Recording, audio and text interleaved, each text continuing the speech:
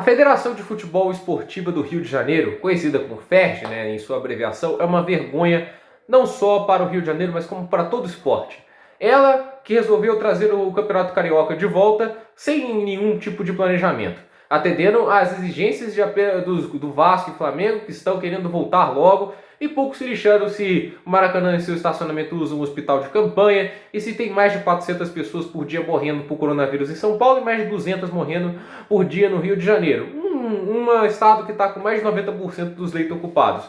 Para eles é tempo de jogar futebol. E ainda mais com uma doença tão contagiosa sendo passada para todos os cariocas. A grande verdade é que aconteceu. Eu vou explicar a situação. A FERJ hoje meio que censurou e fez uma medida extremamente autoritária contra o técnico do Botafogo, Paulo Tuori, que resolveu criticar não só a FERJ, como também o presidente do Flamengo, Rodolfo Landim. Ele fez diversas críticas à falta de planejamento e também ao puxa-saquismo que alguns dirigentes têm feito para o retorno do futebol. Ele criticou coisas como retornar ao futebol, depois de 100 dias de paralisação, ter apenas 8 dias para condicionamento físico. O fato também de que a FERJ não fez inspeção em a maioria dos estádios, chegou a fazer a inspeção no São Januário no dia do jogo, ou seja, uma coisa extremamente meia-boca, mal planejada, totalmente não tem nem o que falar, é uma coisa nojenta que a FERJ está fazendo. Quando eles anunciaram o retorno do Carioca, queriam fazer um jogo 2 dias depois. Era uma coisa assim. Vale lembrar, a Bundesliga quando voltou, e olha que a condição do país estava muito melhor do que aqui, ela teve 1 mês de planejamento, 1 mês de treinamento e de condicionamento físico para os atletas. Imagina quantos atletas vão se lesionar tendo apenas 7 dias de preparação física. A Premier League teve 3 a 4 semanas, a La Liga idem, a Série A italiana teve mais de 1 mês de preparação física, e aqui a FERJ queria dar 8 dias.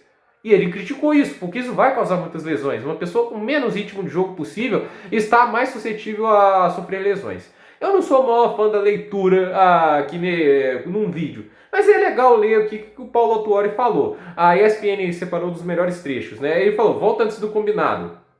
O presidente do Supremo Tribunal de Justiça Desportiva chamou um especialista da USP e o médico da CBF para fazer um parecer técnico. E eles foram claros que precisavam de pelo menos 3 semanas para voltar a jogar. Aí o cara chama, ninguém sabe para quê e não tem minimamente critério técnico para tomar a decisão. Foi pelo aspecto político, na minha perspectiva. Marcar a partir do dia 28. Não dá para entender direito. Não vou dizer que foi uma surpresa, porque eu não espero coisas diferentes. Tem sido constantes tomadas decisões que fogem completamente ao bom senso. Se os técnicos disseram que precisávamos de 3 semanas. E a Federação dos Espertos, quando ele ataca a FERJ.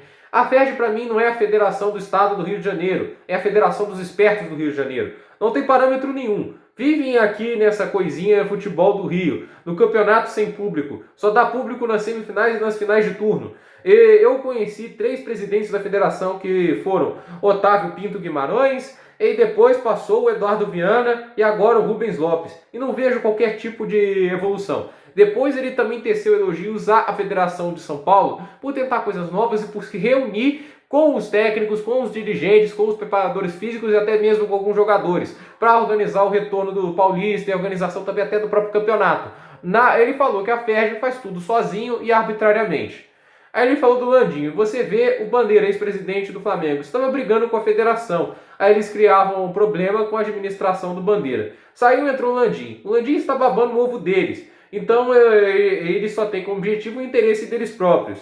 A outra coisa é o seguinte, jogadores são descartáveis. Não há a mínima preocupação em salvar a integridade de jogadores quando você define uma volta completamente fora de propósito, onde todo o Brasil tem os mesmos problemas. Tem os problemas dos contratos das equipes pequenas. Você vê a Inter de Limeira, lá em São Paulo, perder jogadores. O Mirassol perdeu jogadores. E você não vê esse assodamento em voltar. Então não vejo qualquer justificativa que faça o Carioca voltar agora. E o campeonato vai ter que parar para esperar o brasileiro começar. E ele só vai começar quando os outros estaduais terminarem. Então o que vai se fazer nesse tempo parado? Quando seria muito mais sensato, em ritmo de jogo, terminar logo os estaduais e começar o brasileiro? Todos vão fazer isso, menos o Carioca. Demissão do Botafogo, ele chegou a pedir demissão. Eu pedi para sair. Na quarta-feira é que decidi que não ia mais. porque me convenceram que poderia prejudicar o Botafogo. O que ele falou foi a verdade. Apenas senti o quão difícil poderia ser para eles e eu tive que me sacrificar para não prejudicar. Mas meu objetivo não era dar continuidade, dizer não quero participar disso. Isso é uma bandeireira que está acontecendo. A federação chamou os clubes para tomar a decisão deixando Botafogo e Fluminense de lado, convocando uma reunião na calada da noite às escondidas. Eu acho que esse campeonato é carta marcada. O que te leva a marcar o jogo às 11 da manhã, com times que voltando de 90 dias parados? Eu quero colocar essa questão. Por que o jogo do Botafogo foi marcado para as 11 da manhã? Não pensei em sair. Eu saí mesmo. Fiquei 2 dias e ontem, quarta noite, em reunião com o comitê gestor. Ontem que decidi voltar. Aí falou sobre a mamata. É uma situação que já ocorre há muito tempo. Na Federação Carioca. Porque isso representa voto. Até clube de várzea tem voto. E eles vão mudando conforme os interesses. Antes era brigado com o Flamengo. Agora está ligado. Vão se movendo de acordo com os interesses deles para manter essa mamata. Está na hora de mudar a federação, mas não há muita dificuldade para mudar paradigmas. Estamos passando vergonha ao tentar apressar essa situação. O que eles querem? Mostrar para outras federações que podem fazer as coisas, forçar uma situação para que outras também apressem o retorno? Aí você vê a vigilância sanitária. O Flamengo começou a treinar antes da liberação combinada e a vigilância sanitária bateu lá e estava fechado.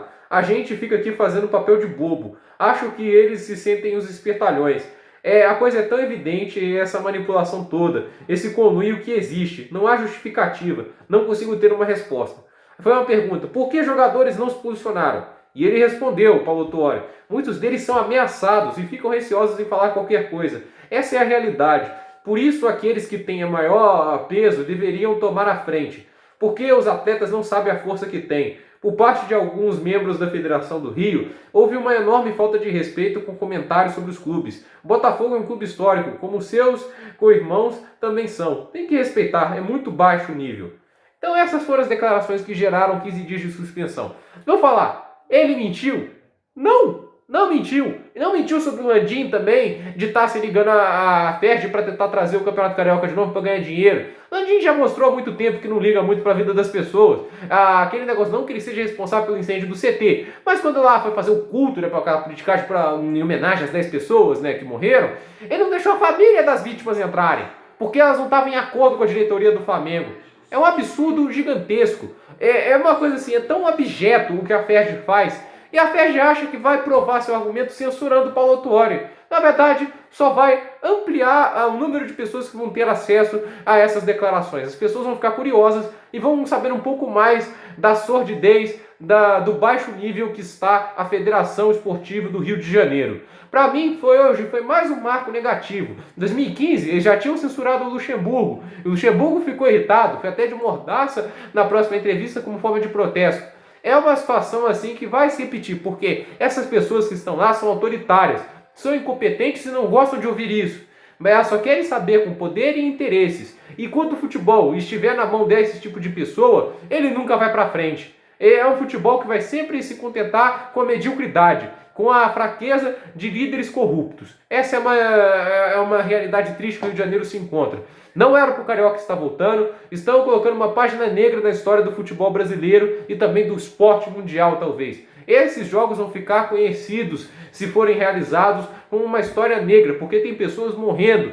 No São Paulo, como eu já disse uma vez, são 400 pessoas por dia que estão morrendo. No Rio de Janeiro são mais de 200. Você vai querer fazer um jogo quando 200 pessoas estão morrendo por dia no seu estado, em decorrência de uma pandemia?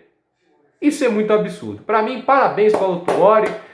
Para mim, falou foi pouco, podia ter falado muito mais. Eu espero que mais técnicos tenham a coragem que ele teve para peitar esse tipo de organização. Esse tipo de atitude vai ser lembrado e com muitas salvas de palmas no futuro. Parabéns ao técnico do Botafogo, um técnico de história, foi até campeão da Libertadores com o São Paulo.